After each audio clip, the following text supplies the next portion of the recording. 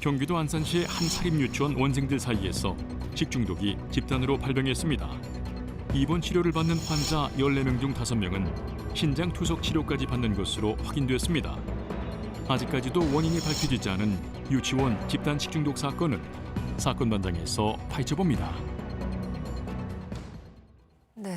경기 안산에 있는 한 유치원에서 원생들이 집단 식중독 증세를 보이고 있습니다. 증상이 있는 사람들이 계속해서 늘어나고 있는데요. 이게 어떻게 된 일인가요? 일단 현황부터 좀 말씀을 드려야 될 것 같습니다. 말씀하신 것처럼 경기 안산시 상록구에 있는 한 유치원에서 일어난 일인데 집단 식중독, 이게 장출혈성 대장균이에요. 굉장히 심각한 어떻게 보면 식중독이고 아이들뿐만 아니라 교사라든가 같이 일하시는 분들까지 전체적으로 식중독이 늘어나고 있는 상황인데 지금까지 295명을 검사해서 무려 49명이 양성 반응이 나왔습니다. 네. 근데 검사 결과가 아직 나오지 않은 사람도 99명이 남아 있거든요. 기다리고 있는 중이라서 더 늘어날 가능성도 배제를 못하는 그런 상황입니다.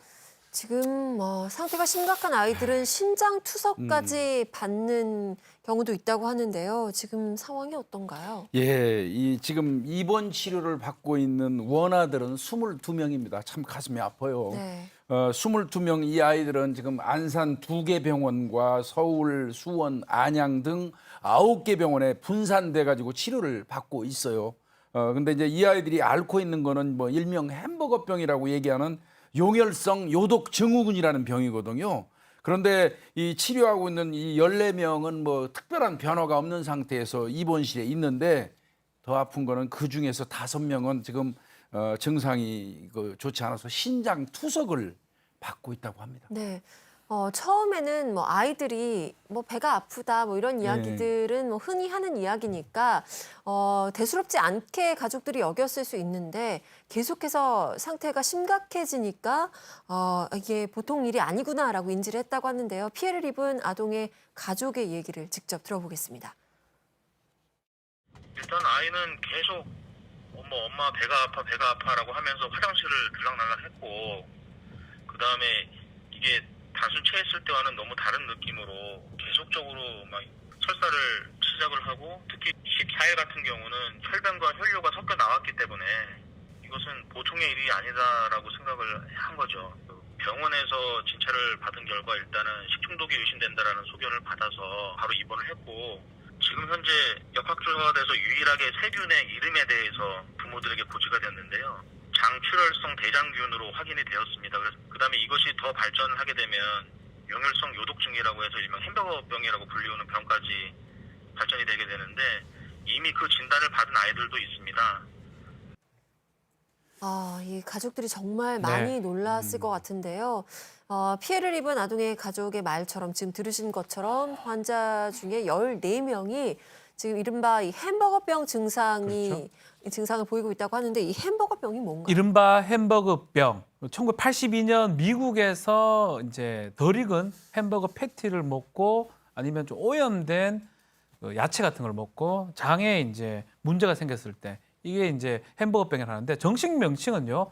용혈성 요독 증후군이라고 표현합니다. 장출혈성 대장균 감염증의 하나인데 가장 심한 증상이고 신장이 불순물을 못 걸러주는 그런 독이 쌓여서 발생하는 질병인데 문제가 이 증후군 환자의 한 50%가 신장 기능이 완전히 손상되고 회복하기 어렵습니다. 사망률도 상당히 높고요. 그래서 평생 투석이나 수혈의 조치가 필요하다. 이게 가장 문제다 이렇게 생각이 됩니다. 네, 지금 유치원생들인데 평생 수혈을 해야 되고 투석을 해야 된다라고 하면 대체 이게 뭘 먹었기에 이렇게 집단 식중독 증세가 나타난 거고 이렇게 심각한 병까지 가게 된 건지 원인이 밝혀진 게 있나요?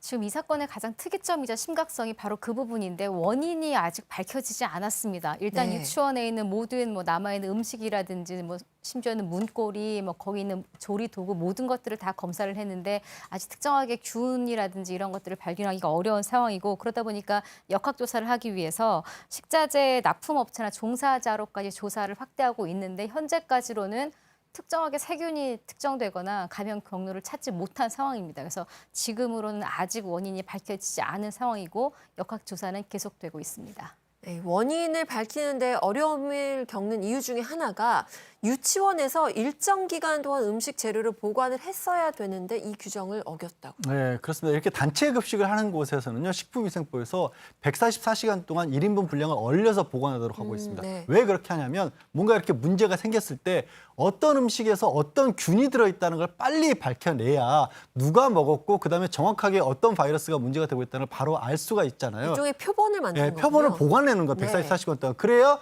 이 치료도 빨리 할 수가 있고 어떤 사람들이 문제가 될 수 있는지도 빨리 찾아낼 수가 있고 또 그 이외에 이 물건이 음식이 공급된 곳이 여기만 있냐 다른 데는 또 없냐 이런 여러 가지에 필요한데 이거를 일부 재료들을 보관을 안 해놨다는 거예요. 그래서 지금은 어쨌든 폐기된 물건 그 음식들 보관 안 해뒀던 것 말고 다른 음식들에서는 이 바이러스가 나오지 않았기 때문에 네. 이 보관하지 않고 있었던 식재료들 중에 한 곳에서 이게 나온 게 아닌가라고 추정만 하고 있는 겁니다. 네, 지금 뭐 식재료 언뜻 보기에도 한 10가지 가까이 되는데 원인을 알 수가 없습니다. 그런데 이 안산의 같은 구의 다른 유치원에서도 식중독 증세를 보이는 사람들이 있습니다. 그렇다면 이게 이 지금 사태가 심각한 이 유치원의 만의 문제가 아니라 식자재를 공급하는 그 업체가 원인이 될 수도 있지 않을까요? 같은 구라는 건 상록구입니다. 상록구의 네. 다른 사립 유치원에서도 이제 식중독 증세를 나타낸 원아와 이제 그 교사가 있었는데 보건당국이 조사에 나섰는데 사실상 식자재를 같이 납품하는 곳이 아니었기 때문에 식자재에서도 차이가 있고 두 유치원 사이가 10km 정도가 된다고 합니다. 거리도 거리입니다만 일단 식중독 증세가 지금 두 번째 지금 말씀드리는 유치원 같은 경우에는 노로바이러스로 지금 일단 결론이 나 있는 상태이고 증상 자체가 해당 유치원은 구토가 주 증상이라면 앞서 그쪽에서는 설사가 주 증상이기 때문에 아마도 다른 균으로 보고 있고 연관이 없는 것으로 아직까지는 판단하고 있는 상황입니다. 네, 아직까지는 식자재와 관련해서 이 공급되는 부분에 있어서는 연관성이 없는 것으로 아직까지는 드러나고 있는 상황입니다. 자, 음식 재료를 보관하지 않고 폐기한 것도 그렇고 학부모들이 문제를 삼고 있는 게 유치원의 태도입니다. 책임을 회피하고 있다라고 하는데 유치원의 입장은 뭔가요? 일단은 학부모들께서는 분노할 만해요. 분노하셔가지고 지금 온라인 그 커뮤니티라든지 청와대 국민청원 게시판을 통해서 그 분노를 지금 그 호소하고 있는 이런 입장이거든요. 네. 그분들의 그 말씀은 그겁니다. 유치원에서 지금까지도 이 부모에게 정확하게 어떤 안내 같은 걸 하지 않는다는 거예요. 그저 뭐 역학조사 기다리고 있다는 말만 되풀이하고 있으니까 그 부분에 좀 답답하다 이제 이런 얘기고요. 그 다음에 이제 유치원 쪽에서는 그런 얘기를 좀 한 것 같습니다. 그 아파트 앞에서 그 주마다 열리는 장날 그 있는데 거기서 거기 있는 음식 때문에 아이들이 생긴 게 아니냐 이렇게 이야기를 하고 있는 모양이에요. 이제 그런 부분에서 좀 문제가 있다는 거고 그리고 이제 조금 전에 앞전에 그 설명하셨던 것처럼 이건 굉장히 중요한 얘기 같은데요. 남은 음식 재료들을 서둘러서 폐기 처분을 하는 바람에 이거 사고의 인과관계를 밝힐 수 있는 자료 자체가 사라져버린 거죠. 뭐 이 범죄로 얘기한다면 증거 인멸 같은 그 현상을 띠게 되는 건데요. 그 부분에 대해서 이제 속상한 거고요. 그 다음에 이런 문제가 있다 그러면 즉시 연락을 해주고 아이들 등원을 막았다면 그 집에 가가지고 아이들이 공동 화장실을 사용하는 과정에서 형이나 또 동생한테 옮겨가는 경우가 네. 있다는 겁니다. 그건 막을 수 있었을 텐데 그마저도 하지 않았다는 거, 이런 얘기를 좀 하고 있고요. 거기에 비해서 이제 유치원 원장 같은 경우는 그런 얘기를 합니다. 보건소에서 역학조사를 했더니 현재까지는 뭐 그 시설과 그 음식에서 균이 검출되지는 않았다. 집단 발병에 대해서 언급한 게 없다. 뭐 이런 식으로 아마 입장을 표명하고 있는 것 같습니다. 네. 근데 잠시 전에 화면에 나왔습니다. 청와대 국민청원 게시판에 글이 올라왔는데요. 2년 전에 이 유치원이 비리 감사를 받았다라는 글이에요. 그렇죠. 25일 날에 청와대 국민청원 게시판에 글이 올라왔는데 이 유치원 얘기가 좀 나오고 있습니다. 비리가 있었다라는 거죠. 2년 전에 감사를 받았는데 그 내용은 그겁니다. 교육이나 식사 등 그 목적 외로 그 돈을 좀 사용했다. 8,400만 원. 또 한 번은 2억 900만 원. 약 3억 이상의 돈을 교육과 무관한 개인 경비로 사용한 이력이 있어서 이게 감사에 걸린 적이 있다. 네. 이렇게 감사에 걸렸기 때문에 이런 유치원이라면 이번에도 제대로 된 음식을 사용하지 않았을 것이다 라고 하면서 청원 게시판에 글이 지금 올라와 있는 그런 상황입니다. 과거에 문제가 있었다면 좀 더 철저하게 관리 감독을 했으면 이런 사건이 일어나지 않지 않았을까 하는 안타까움이 드는 게 사실입니다. 사립 유치원과 관련된 부분이 항상 그 부분이 지적이 되었고 지난해 이제 유치원과 관련해서 조금 법 개정이 이루어지긴 했지만 또 과거에 문제가 있었던 부분들이 아직 완전히 고쳐진 건 아니거든요. 그러니까 예산이나 이런 부분들을 아끼기 위해서 무리하다 보면 혹시라도 이런 일들이 벌어질 수도 있는 거 아니겠습니까? 그러니까 감사를 안 했다고 하는 부분이 그런 면에 있어서 문제의 원인이 아닌가 지금 학부모들은 그 부분도 문제 제기를 하는 거고요. 2017년도에 그러니까 사립유치원 종합감사를 받았다는 이유로 이후에는 감사를 안 받았다고 해요. 네. 또 다른 일부 언론 보도에 따르면 이곳이 급식을 받고 있는데 급식을 원래 100명 이상 하게 될 경우에는 영양사를 따로 한 명씩 둬야 되는데 인근에 있는 유치원하고 함께 급식 시설을 갖췄다는 이유로 함께 또 영양사를 또 같이 쓰고 있다라는 부분도 지적을 하고 있긴 하고요.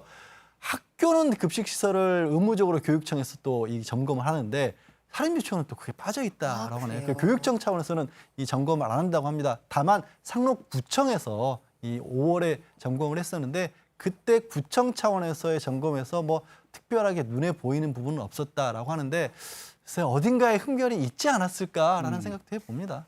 2년 전에 감사를 받아서 지금 그 내용도 청와대 국민청원 게시판에 글이 올라갈 정도로 약간 과거에도 이런 전적이 있었던 유치원인데 지금까지의 상황을 보면 50만 원 과태료를 문 게 다라고 합니다. 또 한 번 비슷한 사고가 일어나지 않게 조사를 잘해야겠습니다. 예, 일단은 뭐 윤화섭 안산시장 같은 경우도 현장에 가서 대응 의지를 좀 다지고 있고요. 이재정 경기도 교육감 같은 경우는 어찌됐건 그 뭐 교육감으로서 책임을 통감한다고 사죄 의사를 밝혔습니다. 그래서 이제 유치원, 이 해당 유치원을 철저하게 조사를 해가지고 책임의 소재를 밝히고 재발을 방지하겠다 하는 그런 의견을 피력을 했고요. 뭐 말씀하신 것처럼 뭐 50만 원 정도의 과태료 처분에 끝난다고 하면 이건 뭐 사실 아무것도 아니죠. 지금 경찰은 아직까지는 그 범죄 혐의점이 발견되지 않았기 때문에 내사에 들어간 것 같지는 않습니다. 다만 이제 보건소라든지 학부모들이 수사를 의뢰한다면 그런 고발 조치가 있다면 뭐 경찰은 수사에 들어가겠다 이렇게 말하고 있습니다. 네, 이번 일을 통해서 우리가 바라는 건 크게 세 가지입니다. 우선은 원인이 빨리 밝혀져야 되고 두 번째로는 앞으로 이런 일이 더 일어나지 않도록 대책을 마련하고 무엇보다 우리 아픈 아이들이 얼른 건강을 되찾아서 다시 뛰놀 수 있기를 진심으로 바랍니다.